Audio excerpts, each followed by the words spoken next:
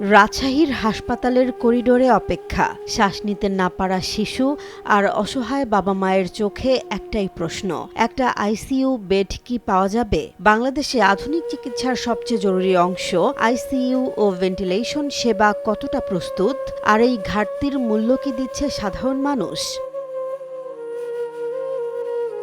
সম্প্রতি Rajshahi medical college হাসপাতালে ICU ও ventilation সুবিধার অভাবে ৩৩টি শিশুর মৃত্যুর খবর প্রকাশিত হওয়ার পর সারা দেশে উদ্বেগ তৈরি হয়েছে। যদিও এসব মৃত্যুর পেছনে হাম সরাসরি দায়ী কিনা তা এখনও নিশ্চিত নয়, তবুও চিকিৎসা অবকাঠামোর সীমাবদ্ধতা সামনে চলে এসেছে স্পষ্টভাবে। বাংলাদেশে আইসিইউ সুবিধা দীর্ঘদিন ধরেই প্রয়োজনের তুলনায় কম। সরকারি তথ্য অনুযায়ী দেশে সরকারি হাসপাতালে মাত্র ১,৬২০টি আইসিইউ বেড রয়েছে, আর গবেষণা বলছে সরকারি ও বেসরকারি মিলিয়ে এই সংখ্যা প্রায় ৩,০০০-এর কাছাকাছি। কিন্তু জনসংখ্যার তুলনায় এই সংখ্যা অত্যন্ত অপ্রতুল।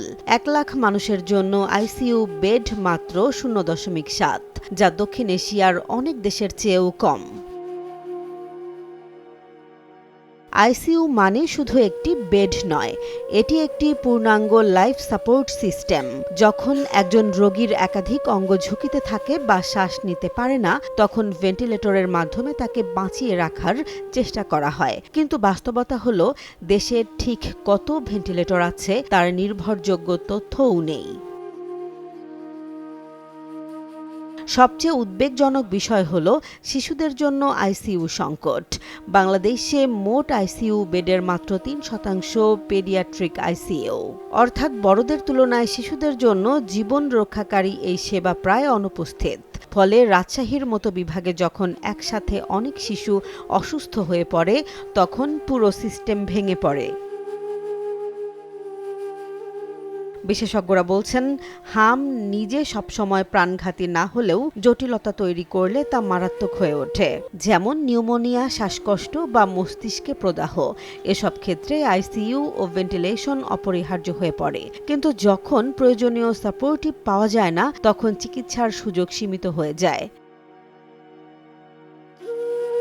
স্বাস্থ্য অধিদপ্তরের কর্মকর্তারা বলছেন, আইসিইউ সংকট শুধু বাংলাদেশের নয়, এটি একটি বৈশ্বিক সমস্যা। তবে তারা এটাও স্বীকার করছেন, বর্তমান সংখ্যা দ্বিগুণ করলেও দেশের চাহিদা পূরণ হবে না। অর্থাৎ সংকট শুধু সাময়িক নয়, এটি কাঠামোগত।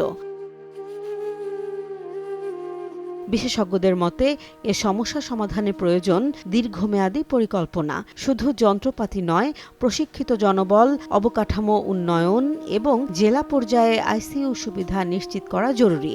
নয়তো প্রতি মহামারী বা রোগ প্রাদুর্ভাবে একই চিত্র ফিরে আসবে, অসহায় মৃত্যু। রাজশাহীর এই ঘটনা একটি সতর্ক সংকেত। স্বাস্থ্য খাতে যেভাবে চলছে, মানসিকতা দিয়ে আর এগোনো সম্ভব নয়। কারণ একটি আইসিইউ বেডের অভাব মানে একটি জীবনের শেষ সুযোগ হারিয়ে যাওয়া। এখন প্রশ্ন একটাই, এই সংকট কি নীতি নির্ধারকদের জাগিয়ে তুলবে, নাকি আরও অনেক প্রাণ ঝরে যাওয়ার পরও আমরা অপেক্ষা করব? জেসমিন জাহান, নিউজ ডেস্ক, জনবাণী।